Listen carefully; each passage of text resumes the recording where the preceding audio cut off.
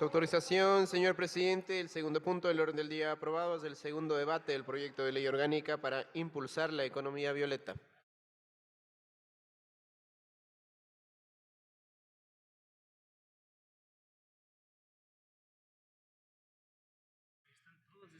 Por imperativo legal, señores asambleístas, suspendemos la presente sesión y nos declaramos en comisión general para recibir la misma o las mismas.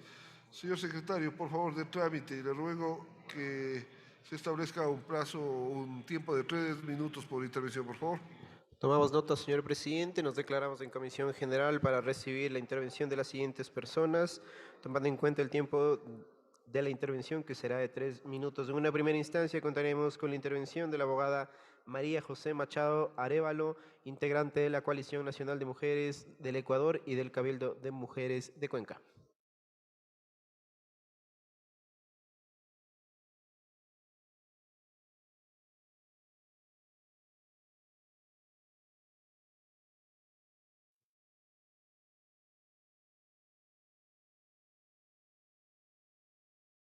Señor presidente, con su autorización, señores asambleístas, a continuación oiremos la intervención de la abogada María José Machado Arévalo, quien nos acompaña a través de medios telemáticos.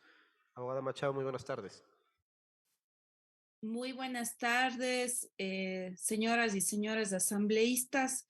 Es un gusto para mí tener esta comparecencia telemática como integrante de la Coalición Nacional de Mujeres del Ecuador, una organización feminista que trabaja con distintas organizaciones de mujeres y feministas que luchamos por la igualdad material de las niñas, adolescentes, mujeres, y que en este caso hemos hecho ya en algunas ocasiones observaciones a este proyecto de ley de economía violeta sobre el que tenemos algunas preocupaciones concretas.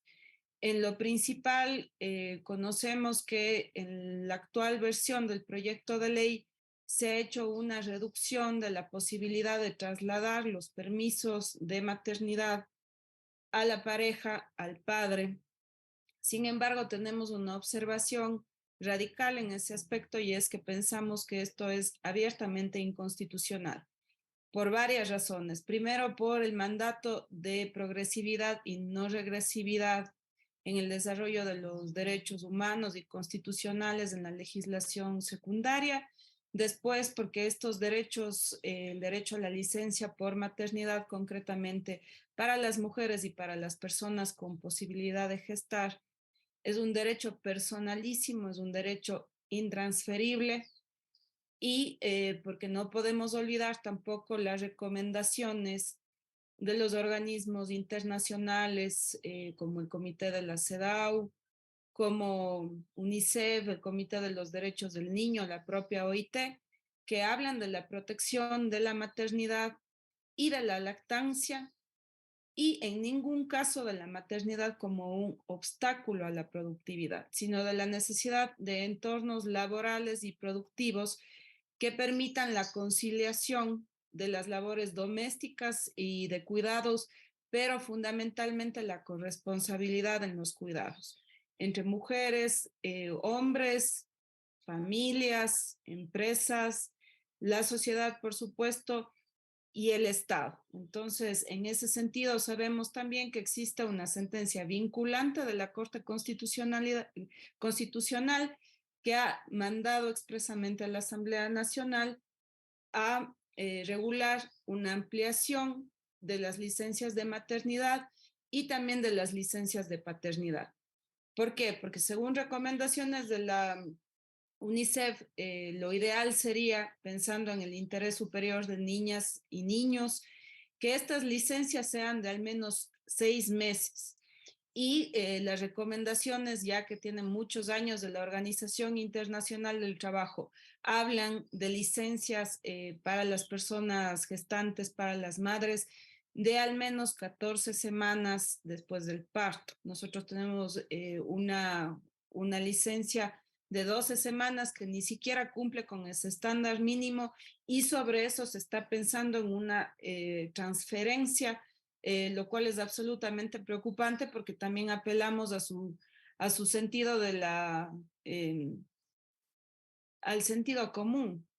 El parto, el posparto, la lactancia es algo que ocurre en los cuerpos de las mujeres, de las personas con posibilidad de gestar. Ese vínculo madre-hijo en los primeros días y meses es indispensable, y el apoyo a la lactancia también es una obligación constitucional y de salud pública. Entonces, la mejor manera, si el centro de esa ley es la autonomía económica de las mujeres y como debe ser la protección de las niñas y los niños, de las infancias, es imprescindible que las licencias por paternidad y maternidad aumenten. Esto de transferirlas es abiertamente inconstitucional. Por lo tanto, exigimos que esos dos artículos se eliminen del proyecto, porque no nos hacen ningún favor a las mujeres, no van a hacer ningún favor a la infancia.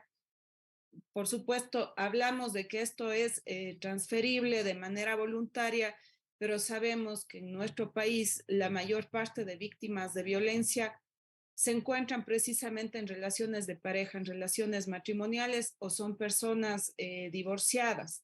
Las relaciones de pareja, las relaciones familiares y de género son relaciones lamentablemente de poder en nuestro medio, donde no existe una igualdad de armas, una igualdad de condiciones.